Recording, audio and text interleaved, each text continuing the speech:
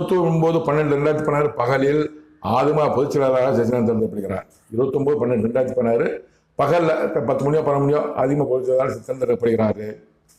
29/12/2016 நள்ளிரவு 12:05 மணிக்கு என் தேவநாயக கட்டுக்கடவுள் புலல் மத்திய சிறையில் இருந்த என்னிடம் கூடிய தீர்க்க தரிசனம்.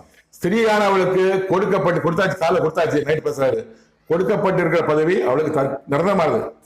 அவளுக்கு நிரந்தரமானது. அர்த்தம் என்னவென்றால் சசிகலா நடராஜனுக்கு கொடுக்கப்பட்டிருக்க காலில் கொடுத்தாச்சு, நைட் சொல்றாரு. அதிகமாக பொதுச்செயலாளர் பதவி அவர்களுக்கு நிரந்தரமானது. நிரந்தரமானு சொல்றாரு.